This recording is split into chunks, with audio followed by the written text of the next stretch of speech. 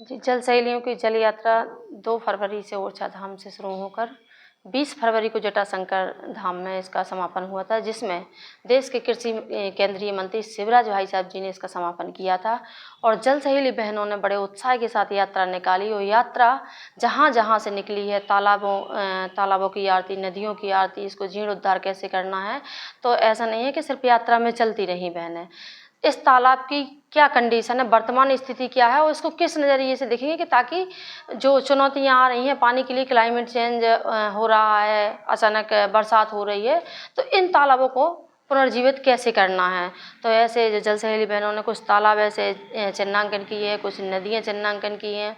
और जगह जगह पे आरती करके लोगों को जागरूक किया है, गोष्ठी की है, जहाँ सब बड़ी बड़ी सभाएं हुई हैं ताकि, और स्कूलों में भी गई हैं जल सहेली बहनें कि ताकि इस यात्रा के माध्यम से ज़्यादा लोग जागरूक हो सकें। और जागरूक करने का तात्पर्य आने वाले समय में पानी की बहुत बड़ी चुनौती आने वाली है। सब लोग बोल रहे हैं कि भविष्य में पानी धीरे दिन पे दिन वाटर लेवल कमता जा रहा है और धरातल पे तो पानी कहीं है नहीं। बरसात का एकमात्र स्रोत है वर्षा जल। अगर इसको भी नहीं सहेजा तो आने वाले भविष्य में आने वाली पीढ़ी को पानी से चुनौतियों का सामना करना पड़ेगा। तो इसके लिए यहाँ पे जो बड़ा मलहरा ब्लॉक, बिजावर ब्लॉक, गुहारा क्षेत्र यानी बछरौनी से लेके जटाशंकर तक जो तालाबों को चिन्हांकन किया है उसमें 5 नदियाँ हैं और 30 तालाब हैं और 6 तलैयाँ हैं। इन तालाब, तलैयाँ और नदियों को आप लोगों के माध्यम से कुछ जो जागरूकता से काम होगा, लोग जागरूक होंगे तो कुछ श्रमदान, क्योंकि समय से पहले अगर श्रमदान हो जाएगा तो पानी रुक जाएगा तो ज़मीन के अंदर ज़मीन का वाटर लेवल भी बढ़ेगा और किसानों की आय भी बढ़ेगी। लेकिन सरकार के स्तर से कुछ काम होने हैं जो हम लोगों ने आइडेंटिफाई किए हैं, तो वो हम लोग शासन को भी देंगे एक लेटर, एक आवेदन जल सहेलियों के माध्यम से कि ताकि इन पर भी कुछ काम हो सके और आने वाले भविष्य की चुनौतियों का सामना कैसे हो सके। और इसके कौन से तालाब और नदियाँ आपने चिन्हांकित किए हैं जिनका जीर्णोद्धार? जो तालाब हैं तो जो चंदेलकालीन तालाब हैं, बुंदेलकालीन तालाब है और छोटी तलैयाँ हैं और 5 नदी हैं जिसमें श्यामरी नदी है, धसान नदी है, बछरौनी में धसान नदी पड़ती है, श्यामरी, और यहाँ पर बरुआ नदी पड़ती है, काठन नदी पड़ती है और एक और कौन सी पड़ती है,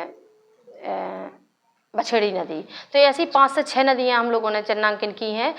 जिनका जीर्णोद्धार भी करना है और कुछ हम लोगों के स्तर से जो काम होगा प्लांटेशन वगैरह, श्रमदान करके पानी को रोकना। लेकिन जो बड़ा काम है उसको हमें शासन प्रशासन की मदद की आवश्यकता है ताकि वो काम भी जल्दी से हो सके। और जो गाँव के लोगों ने जगह जगह स्वागत किए हैं उत्साह के साथ, किसानों का उत्साह भी बहुत था। महिलाएँ जो संघर्ष इतने दिन का 20 दिन का संघर्ष करके यहाँ तक चली हैं तो सबको लगेगा कि हाँ, जो जल सहेली बहनों ने यात्रा निकाली थी तो तालाब चिन्हांकन किए, जल संरचना चिन्हांकन की है, तो इन पर कुछ काम हुआ है। तो हम लोग एक ज्ञापन देंगे अभी कलेक्टर साहब के पास भी जाएंगे। स्थानीय स्तर का प्रशासन जो है हम सब लोग मदद मांगने का प्रयास करेंगे जल सहेली बहनें, ताकि जो यात्रा निकली है तो इसमें तालाब और नदियाँ जीर्णोद्धार हो सके। कलेक्टर को क्या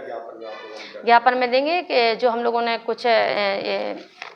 तालाब, नदियाँ चिन्हांकन की है, इनमें क्या क्या काम होना है, तो ये पूरा लेटर के माध्यम से हम लोग ज्ञापन देंगे और